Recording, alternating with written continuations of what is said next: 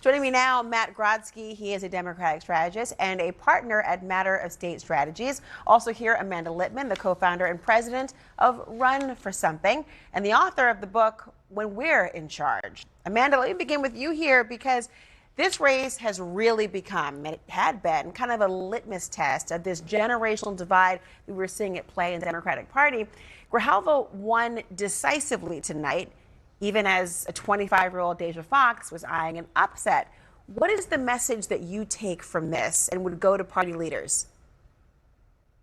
I don't think this race was really quite the litmus test. As the results just noted, this was not quite the same as the New York City mayoral election. Mm-hmm. I do think what this tells us is that young people running for office face an upward climb. We know this. Bernie Sanders earlier tonight joined a call with more than 2,000 young people across the country who are thinking about running for office and told them when he first ran for office, he lost multiple times before he was able to win.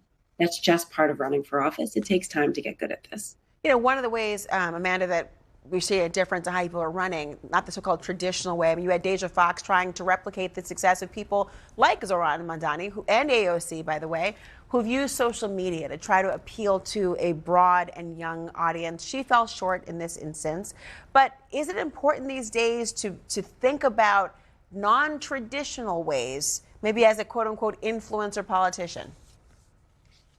Absolutely. I think it's really important to be where people are. And Deja's campaign pushed Adelita to be also present online, to have conversations with voters. And while she came up short, she absolutely pushed the conversation forward. And I think will ultimately make Adelita a much better congresswoman representing the district. Matt, let me bring you into this, too, because despite the comparisons, as we've just noted, this race is very different from the New York mayoral election, although that's still very much on the brain for many people. Both Grijalva and Foxx, they are progressives. Grijalva was even endorsed, as we noted, by Bernie Sanders and AOC. But Foxx really leaned into her experience as a working class teenager to make her case. Was it enough for her to frame herself as being of a new generation, or is there something more strategic that has to happen?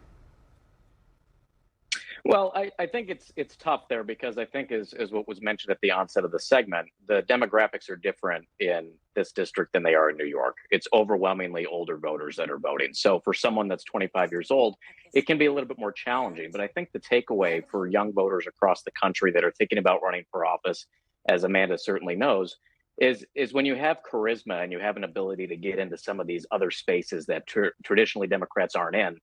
That doesn't just help you establish a brand, but it can help you in a general election where ultimately is when we need to perform.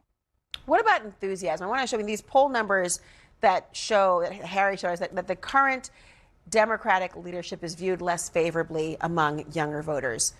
Can you talk a little bit about, is there an enthusiasm issue for voters at this juncture, or is this really propelling people forward as they're looking towards the midterm elections? Yeah, I think there's always going to be a generational tug of war that happens. I think by and large, we need more young people to be joining our party. We obviously did not perform the way we wanted to with that demographic in 2024. So we need the Democratic Party to be cool again. And that's going to mean attracting young people to vote and run. But the reality is also that you're going to have people from, the old generation and the new generation in the party. So you're going to have to find a way to message together and make sure that you're bringing people into the tent. So we're going to work out those kinks, I'm sure. But, it's definitely a thing that we're working on at this stage. I mean, Amanda, you heard President Obama just yesterday talking about essentially if you want to reach people, I'm paraphrasing here, you've got to figure out how to do it, how to speak to them in the way that they were going to receive it. Talk to me about the look ahead to 2026 midterms.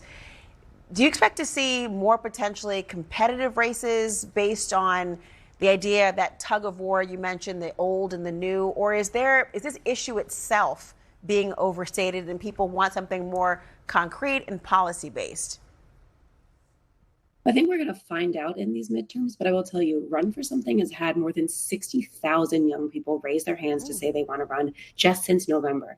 That's more than we had in the first 3 years of Trump's first term in office. And we're likely to cross the entirety of his first term in the next couple months. So we're going to get a chance to find out because these young people are going to get in this race and push the argument forward, communicate in new ways, and give people, especially in these Democratic primaries, a chance to really decide what we as a party believe. Thank you both. Thanks Thank for you. having us.